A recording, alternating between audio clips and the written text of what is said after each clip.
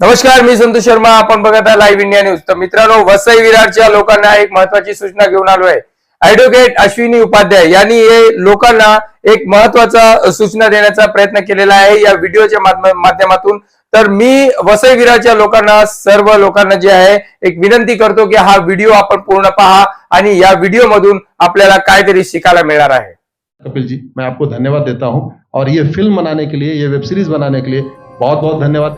कहां का सत्यमेव जयते, कहां का सत्यमेव जयते, कहां का सत्यमेव जयते.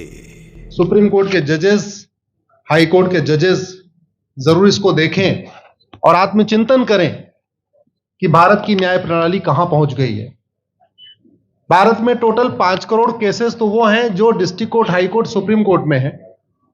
इसका मतलब 5 करोड़ परिवार न्याय की आशा में बैठा हुआ है. ऑन एन एवरेज एक परिवार में 6 आदमी रख लीजिए, तो यानी 30 करोड़ लोग न्याय की आस लगाए बैठे हुए हैं. 30 करोड़ का मतलब एक अमेरिका, 30 करोड़ का मतलब 15 ऑस्ट्रेलिया, 30 करोड़ का मतलब 7 कनाडा, 30 करोड़ का मतलब 1.5 ब्राजील. इतने लोग भारत में न्याय की आस में बैठे हुए हैं.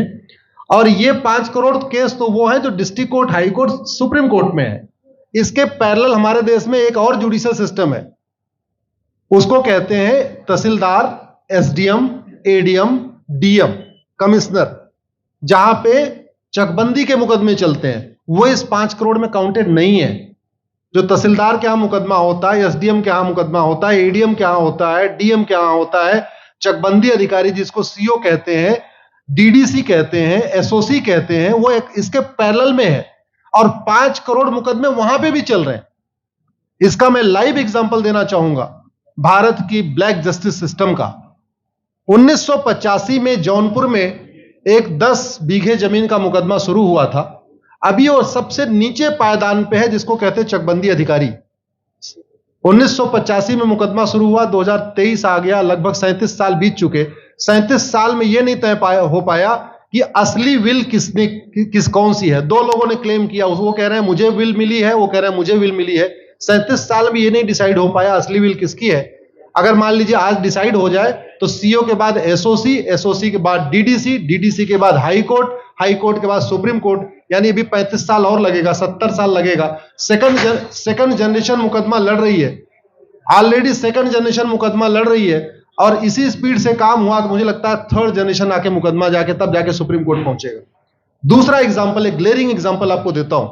1971 के वॉर में पाकिस्तान में बम फेंकने वाले, पाकिस्तान के फौजियों के बहुत सारे बैंकर तोड़ने वाले एक कर्नल कबोत्रा है, पंचकुला में रहते हैं. दुश्मनों को उन्होंने दांत तोड़ दिए. आज 2000 से उनके मकान पे किसी ने कब्जा किया हुआ है.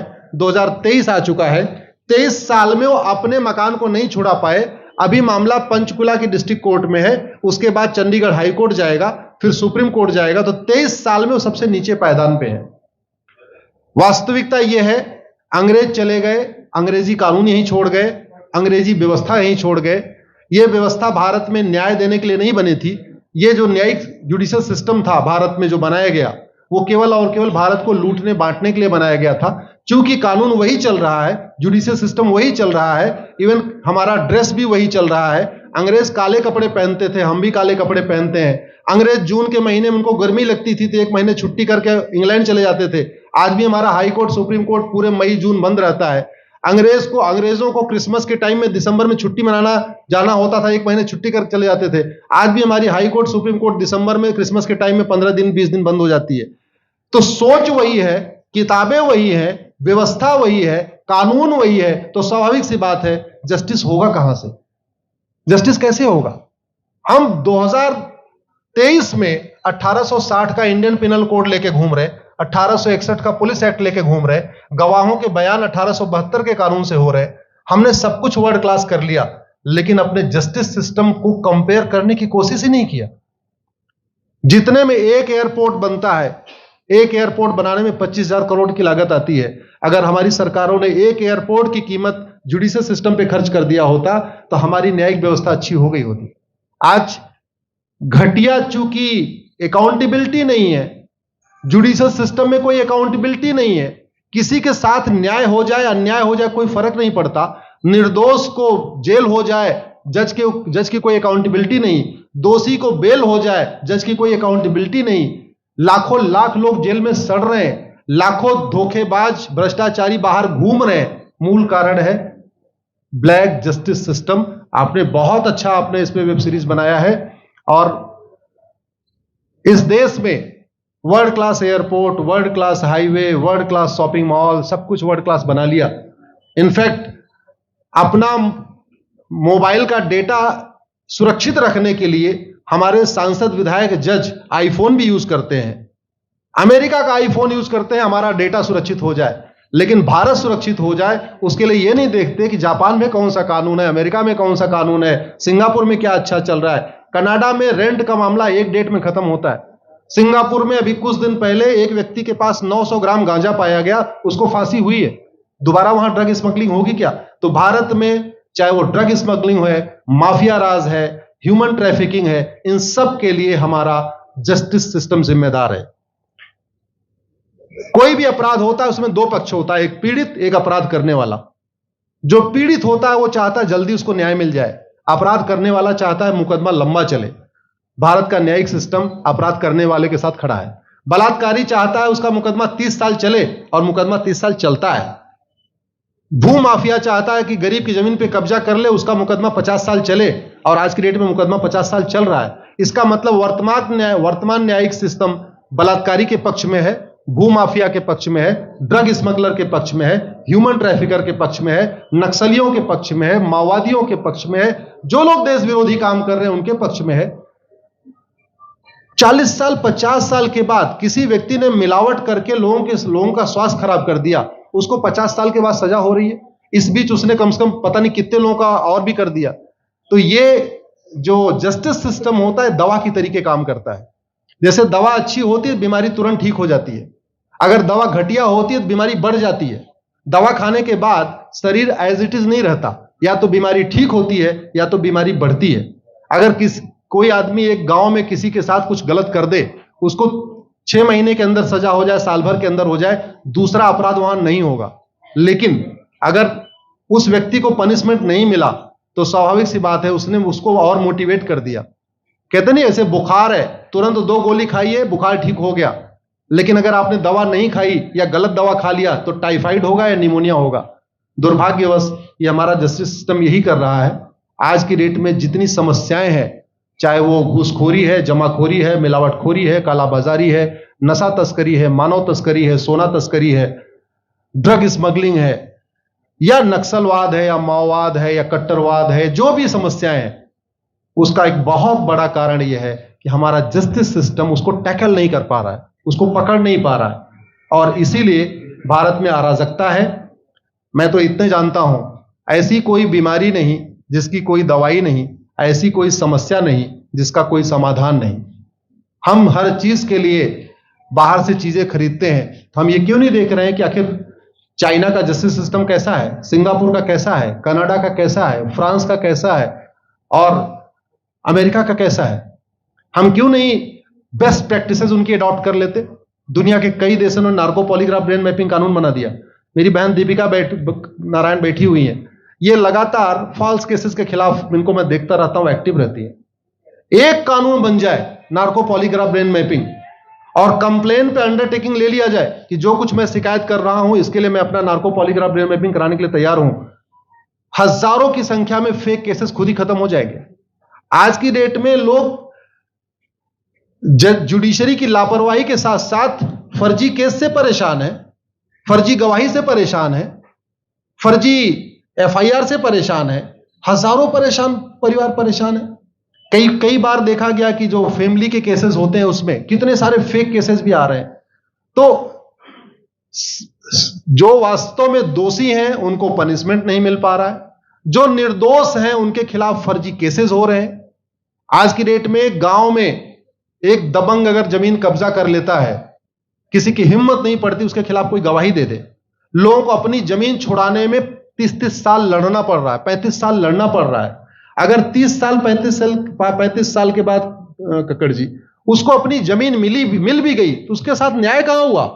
35 साल में उसका टाइम बर्बाद हो गया, 35 साल में उसका पैसा बर्बाद हो गया, 35 साल वो मेंटल ट्रॉमा में रहा, 35 साल उसने तारीख पे तारीख झेली है। और मैं तो डिस्ट्रिक्ट कोर्ट में कई बार जाके देखा, ऐसे परिवारों को देखता हूं जिनके पास बस से आने के लिए पैसा नहीं है, साइकिल से आते हैं। ऐसे परिवारों को देखता हूं जो चाय नहीं पी सकते अपने पैसे से, बेचारे घर से रोटी बांध के और अचार लेके आते हैं, लेकिन वहां मजबूरी में वकील को पैसा देते हैं। तो हमारी कोर्ट कचहरी वास्तव में दलाली का अड्डा बन गया है, हमारी कोर्ट कचहरी भ्रष्टाचार का अड्डा बन गया है। और मैं दुख के साथ कहना चाहूंगा, अदालतों में न्याय हो नहीं रहा है, बल्कि न्याय बिक रहा है।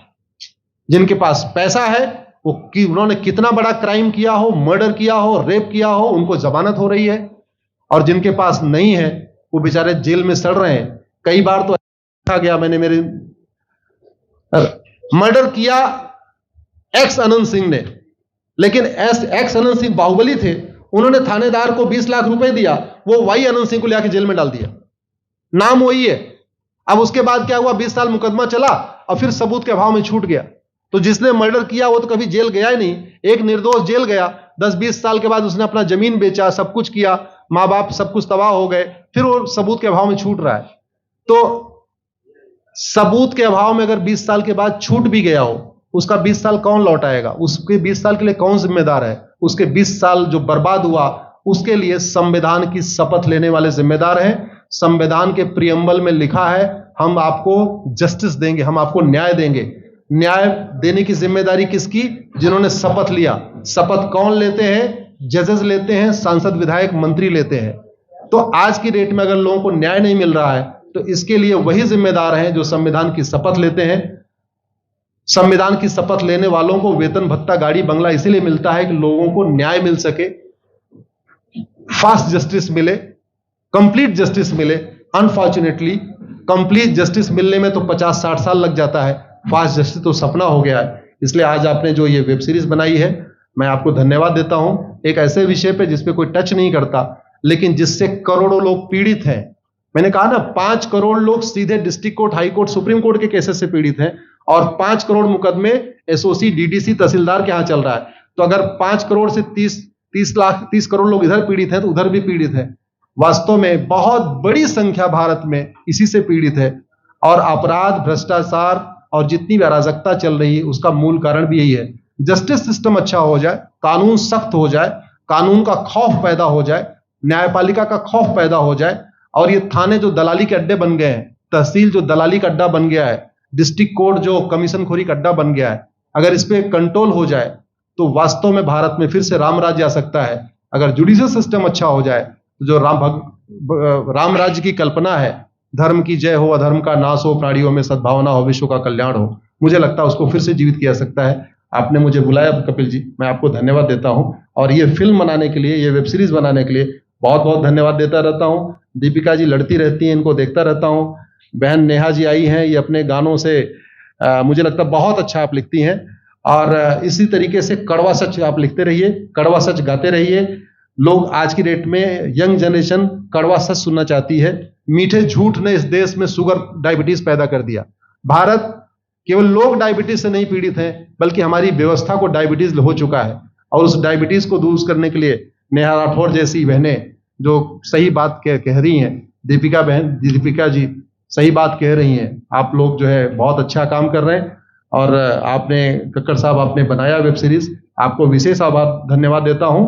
यही निवेदन करता हूं, इस वेब सीरीज को ज्यादा से ज्यादा देखें, और खास तौर पे अगर आपके जानने वाले कोई जज हैं, कोई आईएएस हैं, कोई आईपीएस हैं, मंत्री, सांसद, विधायक हैं, उनको भी एक बार फोन करके, व्हाट्सएप करके एक बार कहिए कि वो भी इसको जरूर देखें। क्योंकि अल्टीमेटली न्यायिक व्यवस्था बदलने की जिम्मेदारी उन्हीं की है जिनको वेतन भत्ता, गाड़ी बंगला, free air ticket, free rail ticket और वीआईपी व्यवस्था मिलती है। ये व्यवस्था उन्हीं को बदलनी है। जय हिंद, धन्यवाद।